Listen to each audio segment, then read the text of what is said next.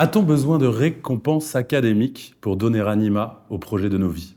Elle a le cœur qui vibre, juste et authentique, et cette joie de vivre qui nous donne envie.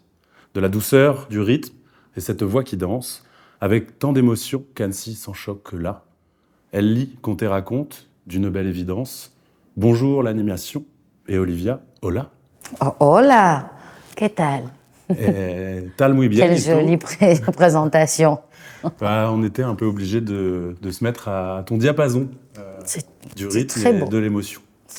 Alors pour commencer, merci d'être avec nous. On sait Avec que plaisir. tu es venu de loin et vite, mais ça veut dire, ça témoigne aussi de ton engagement pour l'animation, Absolument. Le- Et particulièrement pour ce pour projet. Ola Frida. Oui. Alors est-ce qu'on peut faire un rapide tour On sait que la musique, tu as baigné dedans petite, mais quel était ton chaudron d'animation Qu'est-ce qui a Ah fait bah c'est l'étrange Noël de Monsieur Jack. C'est alors pas forcément que animation, mais en tout cas oui, je crois que Tim Burton c'est assez constitutif avec bien sûr Walt Disney comme tous les gens de ma génération. Mhm. Ouais, je crois que c'est ça mon tout premier lien avec l'animation. Et alors ce lien, tu l'as tissé plus que beaucoup d'autres, parce que nous aussi, on a vu des films, et toi, tu as écrit de la musique pour Mia et le Migou. Tu as Alors aussi, non, pour Mia et le Migou, j'ai interprété seulement la chanson. Pour par contre le Grand Voyage de Goutti, qui est projeté Oui. cette semaine au festival, là j'ai fait toute la musique et tous les textes. Et tu étais à l'écriture, exactement. Oui. Donc, un vrai cœur d'animation. Oh, et puis au-delà de ça, j'ai été Miss Acacia dans le magnifique film de Mathias Malzieu, La mécanique du cœur. J'ai été aussi Shelly dans Les aventures de Samy, un magnifique long métrage belge d'animation sur notamment l'engagement écolo. Donc oui, Il y en a. j'ai un petit CV que j'aimerais encore plus grand parce que c'est un exercice que j'adore. Et alors, avec ce tel CV, comment se fait-il que ce soit la première fois qu'on te voit dans cette grande réunion de famille qu'est Annecy?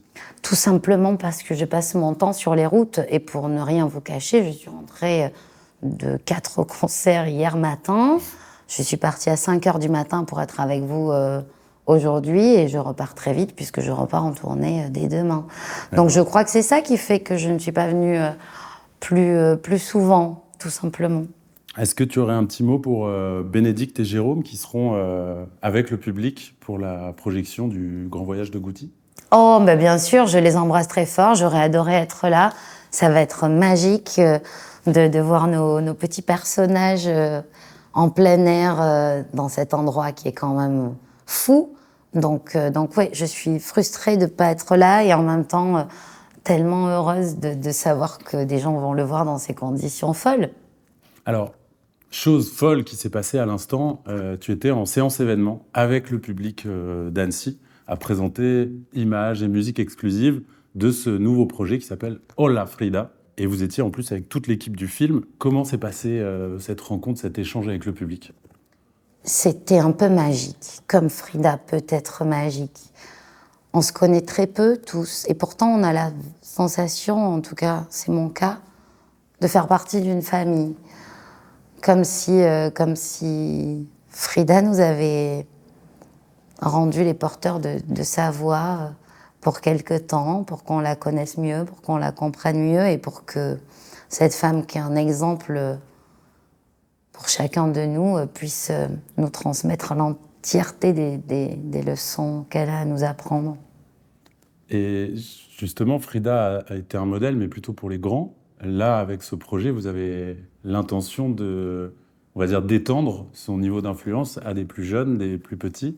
En tout cas, effectivement, c'est un film que les réalisateurs ont voulu, je crois, comme s'adressant pour les gens de 7 à 77 ans. Et c'est vrai que on connaît peu l'enfance de Frida. Cette résilience s'appuie énormément sur cet ami imaginaire.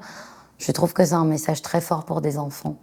D'abord, ça raconte que la vie n'est parfois pas un cadeau et que pourtant rien n'empêche de s'en sortir si on en a la volonté, de s'inventer la vie qu'on veut. Ça dit que le handicap permet aussi de développer d'autres choses très fortes et qui font la richesse et la profondeur d'une personne. Ouais, c'est une vraie leçon de vie, ce film. Tu avais déjà chanté Frida et enchanté Grignan en 2021. J'imagine qu'il y a des correspondances, si j'ose dire, entre ces deux projets. Il y a des correspondances et pas vraiment parce qu'à Grignan, j'ai incarné avant tout l'amoureuse qui était Frida. Et la violence du sentiment amoureux, notamment dans sa relation avec Diego Rivera, qui la trompe avec sa sœur, l'abandonne à plusieurs reprises, tout en restant toujours l'homme de sa vie. Donc c'est assez différent, un peu plus féministe, le Hola Frida, que ce que j'avais raconté de ce personnage quand j'avais fait les correspondances de Grignan sous la direction de Jérémy Lippmann. Alors, une dernière question, parce qu'on le sait, tu es pressé par le temps. Est-ce que cet échange avec le public d'Annecy va influencer la suite des travaux, des réglages sur Hola Frida? Ah, ça, il faut poser cette question au réel. Moi, ma partie est faite. Il me reste juste à terminer une petite chanson en chantier à proposer à l'équipe, mais tout le reste ne concerne que l'équipe de production. Alors, affaire à suivre et à regarder avec animation. Le Merci 11 décembre. infiniment pour ta sincérité et ta sensibilité. Plaisir. Et à très bientôt à Annecy. À bientôt.